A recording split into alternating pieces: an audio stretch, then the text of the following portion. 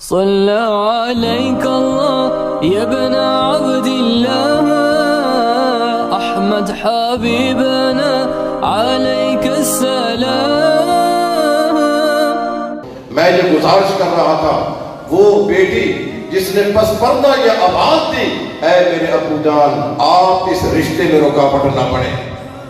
میرے اللہ کے نبی نے میرے رشتے کا انتخاب کیا ہے تو میں نے وہی نکاح کرنا ہے جہاں میرے اللہ کے نبی نے کہا. ان دونوں کا نکاح ہو گیا.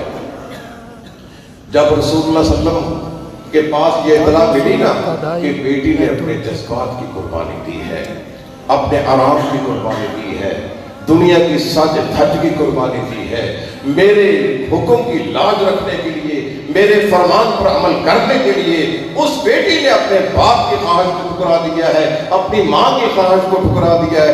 رسول اللہ صلی اللہ علیہ وسلم نے اس بچے کے لیے دعا کر دی. کیا ہم شادی کے موقع پر نا بچے کے لیے دعا کرتے ہیں؟ بارک اللہ فیک و بارک علیک و جمع بینکما بخیر، یہ دعا ہم دلہے کے لیے کرتے ہیں. بچے کے لیے بھی دعا کریں آپ. رسول اللہ صلی اللہ علیہ وسلم نے بچے کے لیے دعا کی ہے. وہ کیا دعا کی ہے؟ اللہم اسبب علی سبا ولا تجعل عیشہا کدا. اللہم اسبب علی سبا، اللہ اس جوڑے پر اپنی رحمت کی بارش برسا دے. اے اللہ زندگی میں ان کو کبھی تکلیف نہ آئے. یہ اللہ کے رسول نے اس بچی کے لیے دعا کی ہے جس بچی نے رسول اللہ صلی اللہ علیہ وسلم کی بات کی لاج رکھنے کے لیے اپنے ماں باپ کی بات کو ٹھکرا دیا.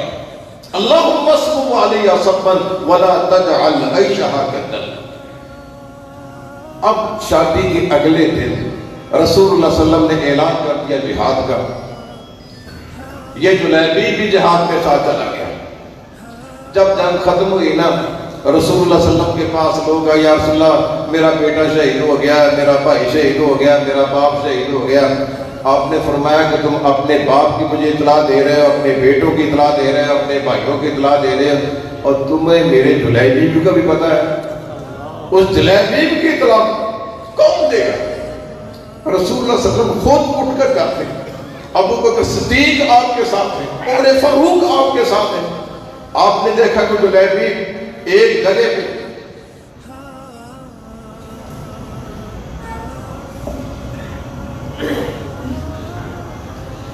جگہ پہ وہ بیچارہ ڈھیر ہوا ہے، پڑا ہوا ہے، اس کی میت لاش پڑی ہوئی ہے، اور اس کے پاس 7-8 مشرک بھی پڑے ہوئے ہیں، وہ بھی جہنم میں پہنچے ہوئے ہیں. رسول اللہ صلی اللہ علیہ وسلم نے ہاتھ اٹھا کر یا اللہ تیرا شکر ہے میرے جلیبیب نے ان مشرکوں کو جہنم میں پہنچا کر پھر جام شہادت نوش کیا ہے. پھر آپ نے کیا کیا؟ وہاں کوئی چارپائی نہیں تھی، وہ چھوٹے سے قد والا تھا. حدیث کے الفاظ یہ ہیں فما کان سریرہ الا صاعد رسول اللہ صلی اللہ علیہ وسلم. اس کی چارپائی کیا تھی؟ رسول اللہ صلی اللہ علیہ وسلم کی کلائیاں. اللہ کے رسول نے اس کو اپنی کلائیوں پر اٹھا دیا، کلائیوں پر اٹھا کر لے کے جا رہے ہیں. فما کان سریرہ الا صاعد رسول اللہ صلی اللہ علیہ وسلم. اس کی چارپائی کیا بنی؟ اللہ کے رسول کے ہاتھ، اللہ کے رسول کی باہیں، آپ کی کلائیاں، آپ نے اس کو اٹھا دی. یہ کون ہے؟ یہ جلیبیب ہے.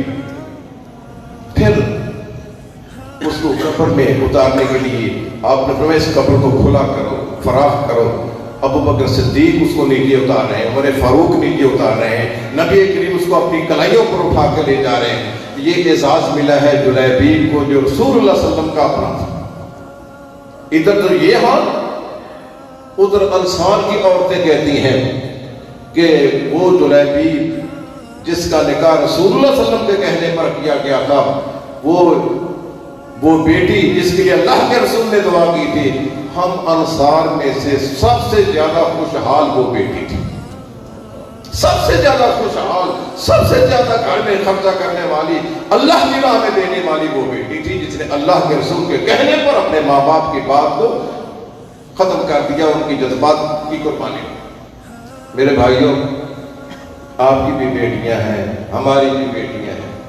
ان بیٹیوں کی قدر کیجیے اور ان بیٹیوں کا اہتمام کیجیے.